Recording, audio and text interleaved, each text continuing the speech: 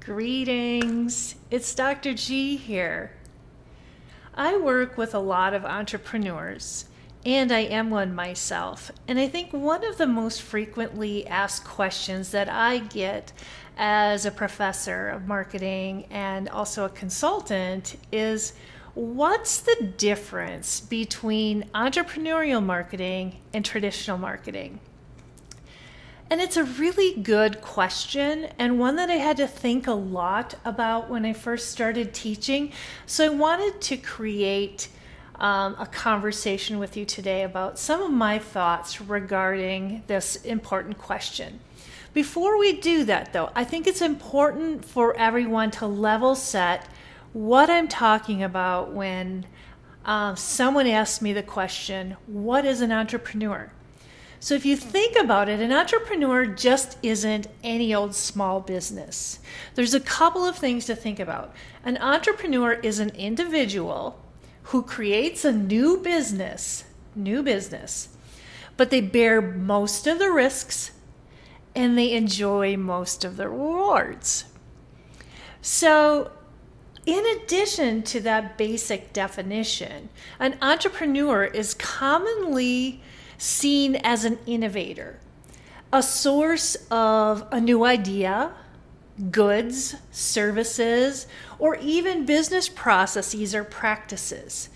So I don't really consider an entrepreneur someone who just starts a service business on their own that has been a service around a long time, like a plumber or a contractor. Certainly they are a small business that takes risks and they have most of the rewards.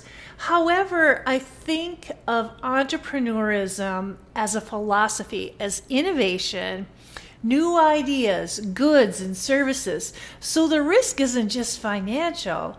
The risk can be much broader and bigger than that. So I want you to think about, before we go into the differences of what I believe entrepreneurial marketing and regular marketing is I want you to think about, is being an entrepreneur important to you? So some of the things, as you contemplate this, I want you to look at the images that I'm going to put up on the screen, and you jot down which of the two images best fits your impression of yourself. Here's the first. Familiar to some of you, maybe most of you, we have Santa and an elf. So I want you to think about the differences in a business situation between the role of Santa and the role of an elf.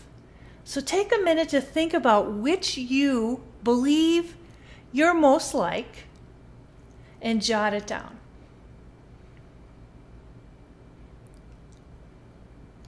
So when you think of Santa, what are some of the things that come to mind?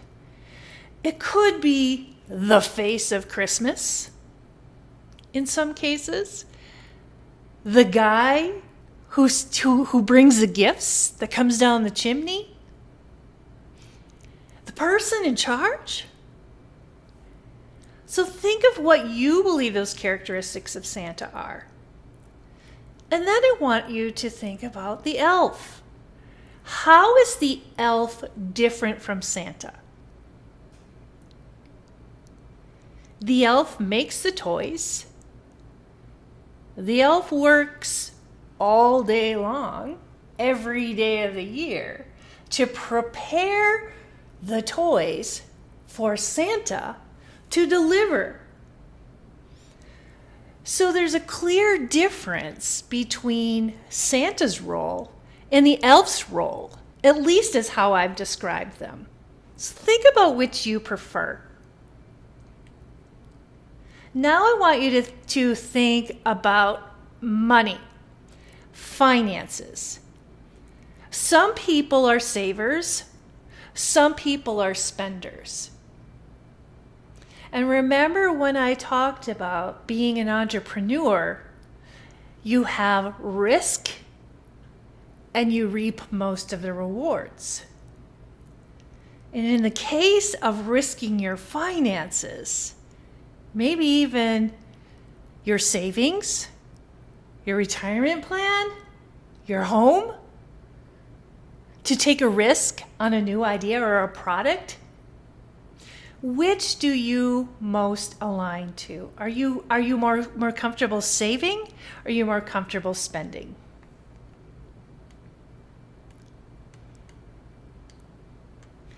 Next, I want you to think about your personality. Some people thrive on the unknown. They thrive on uncertainty. They love not knowing what's coming in the future, or they're okay in an environment that's always changing. On the other hand, you have some people who prefer the sure thing. I'm going to go to work. I'm going to put in a 9-hour day or a 10-hour day. And at the end of the day, I'm going to have accomplished something.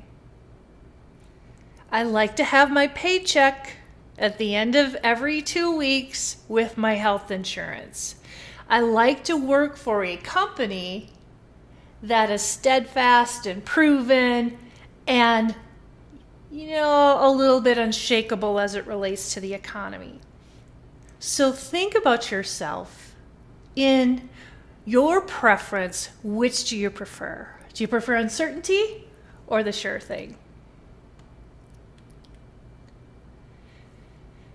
Now, I want you to look at these two groups of people.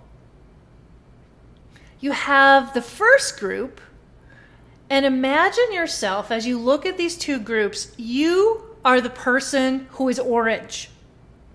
And think of two different types of organizations. So the first organization is hierarchical. You have a boss at the top, and you have people who report to the boss. And generally, in a hierarchical system, work gets done from the bottom and gets approved by the top. So there's a very clear authoritarian way that work gets done. Now, the second group, imagine yourself as the leader of this group, the person in the orange. This is what I would call a leader. A leader surrounds itself with people. And the work doesn't necessarily get done from the bottom and work its way up. The leader ingrains itself within the entire team, and the work gets done in a fluid fashion. So let's think about this. So if you look, if I hear this question or I get this comment from people I work with, whether they're entrepreneurs or in business, and also students. And I often hear the reason I want to start my own business is I want to be my own boss. I don't want to answer to anyone else. When I hear that, I feel that that type of personality is more hierarchical, more of I want to be the boss. So when you're the boss, you call the shots, you direct the work. You might have somebody come to you and you might have the boss come to you and say, hey, will you take a look at this and give me some feedback? That's a good thing to do when you're a boss, to get feedback from your people. But the difference there is that you've done the work and you're asking for feedback. Now let's take that scenario in the leader position. A leader will come to me, whether I'm in a cube or in my office or virtual at home, and the leader will say, hey, I'm thinking about something. Will you help me think through it? The leader hasn't crafted what the answer is in getting your feedback.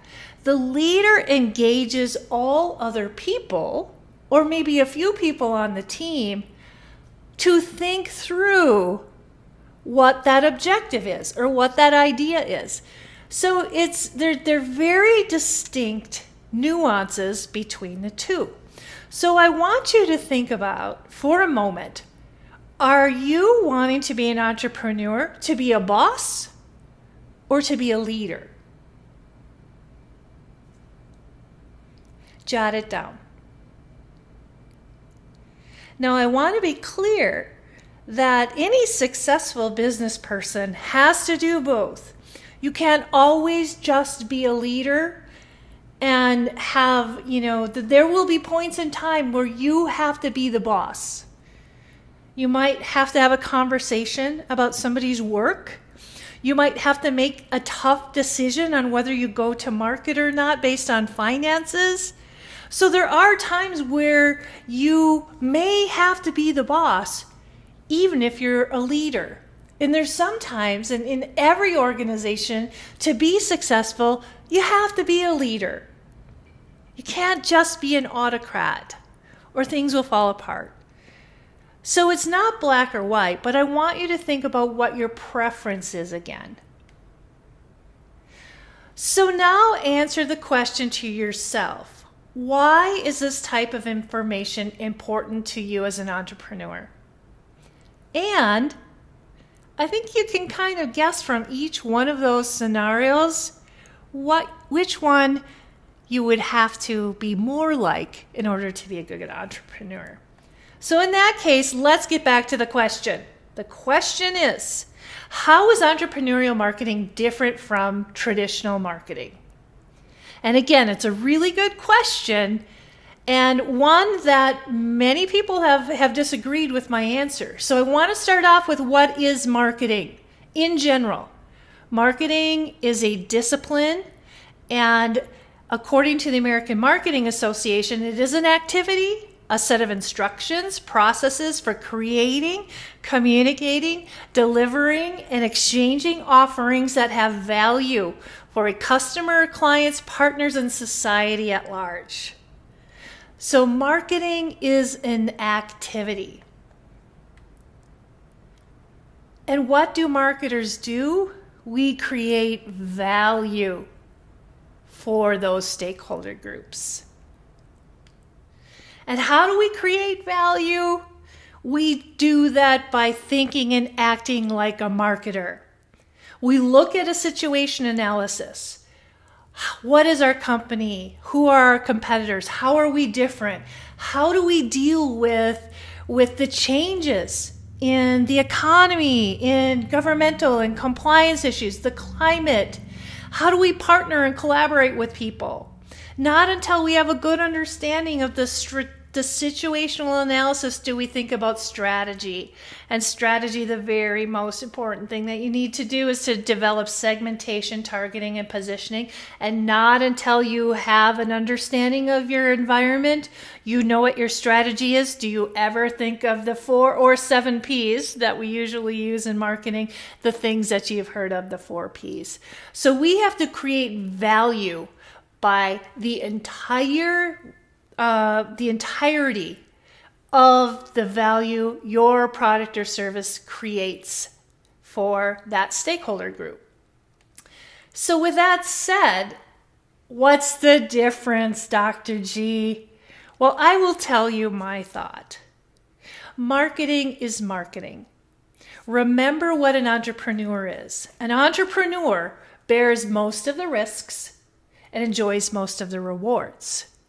An entrepreneur is an innovator, someone with new ideas, new goods, new services, new business practices. So the foundational elements of marketing doesn't necessarily change if you're an entrepreneur, but the risks are going to be yours, and the rewards will be mostly yours, and you can certainly share them with the broader team. But you need to think about entrepreneurialism as, are you innovating something new? Is it a service or a new business process? So the foundations don't change, but the way in which you devise your strategy, your tactics, might be different because you're bearing most of the risks and you're innovating something new. So I hope that makes sense to you, and I hope I've answered that important question of what's the differences between an entrepreneurial marketer and a traditional marketer. Foundation doesn't change. The type of work you do or what you're innovating might be different. So thanks for hanging in there for me, and I hope you do well. Please subscribe to my YouTube channel, and I hope if you have any questions, if you're a student, feel free to contact me through the comments or through Canvas. Take care, everyone.